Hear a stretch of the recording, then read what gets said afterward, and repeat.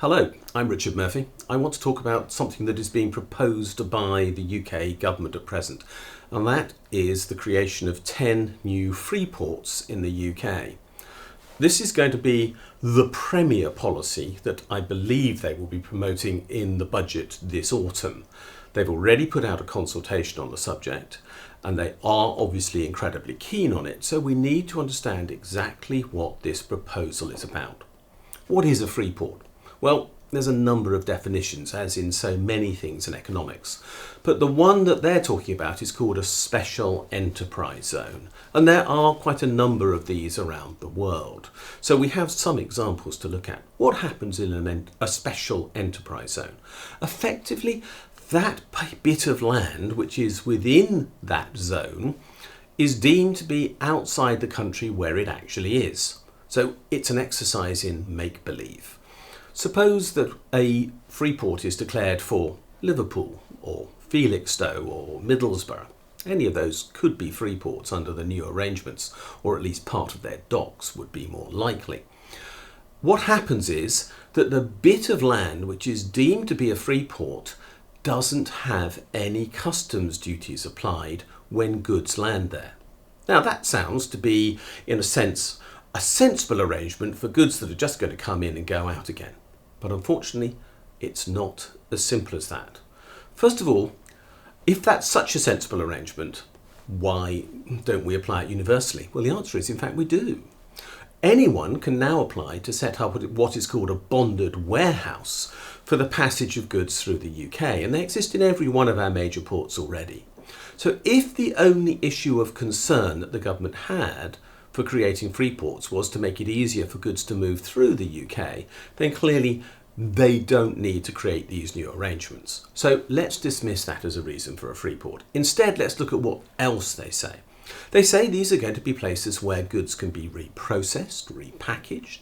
They can be subject to innovation. They can be, therefore, hubs for enterprise. And what they're going to offer within the free ports is the chance for companies to operate with lower taxes. Now, some of those lower taxes will be, indeed, the import and export taxes, the tariffs that are going to apply in the UK, most especially after Brexit. And that's a big factor in this issue. But the rest of the taxes that will change are not as well known as yet. And I've taken part in consultations on this issue, including discussions with HM Treasury, HM Revenue and Customs, even the security services, who have partaken in some discussions on this issue. And what they're not at the moment disclosing is what precisely they expect to happen. The only taxes that we definitely know might be changed within free ports are land taxes, in other words, business rates, and maybe the capital allowances that are provided to business on their expenditure within a free port. Capital allowances are the tax relief that is given on equipment that is located within one of these areas. So computers, industrial equipment, maybe even buildings when they aren't necessarily subject to tax relief now. That's all they're saying.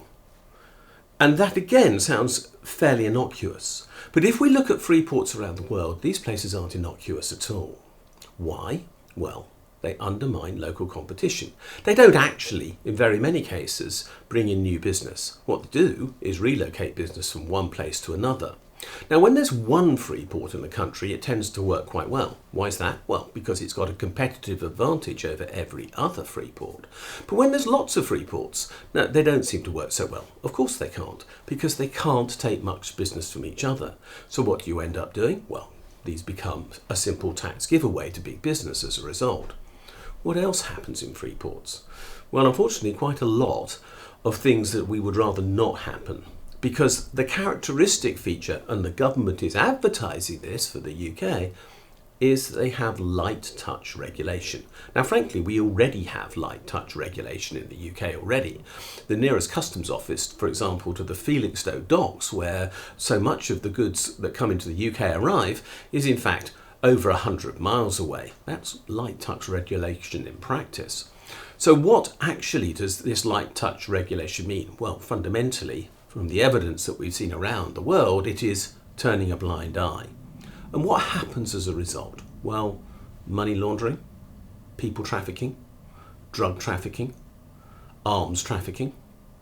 and sophisticated international financial crime. Some examples of sophisticated financial crime take place around, for example, the purchase and sale of fine art. There are some specialist free ports that only do that.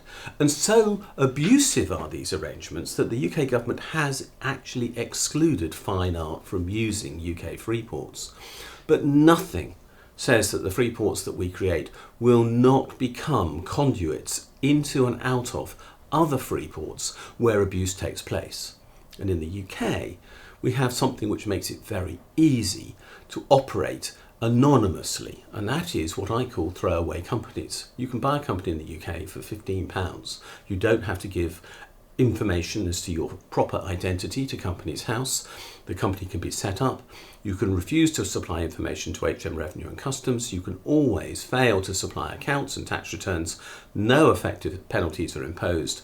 The company is struck off by the Register of Companies and nobody knows what happened. But this is a perfect mechanism for money laundering and international crime.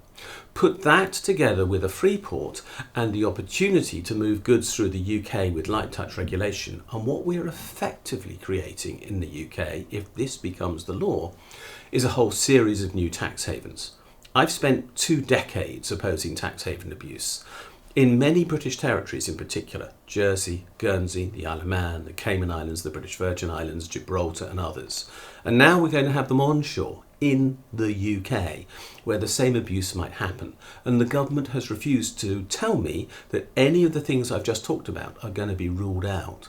In that case, free ports could be a major threat to our national security, a major threat to our tax base, a major threat to local businesses who will be undermined by those operating in free ports, and a fundamental destabilising influence upon the nature of the UK economy, whilst making us look like political and economic aggressors to our nearest neighbours, including the European Union, with whom we're going to need good relationships post-Brexit. All in all, free ports are bad news and we don't need them.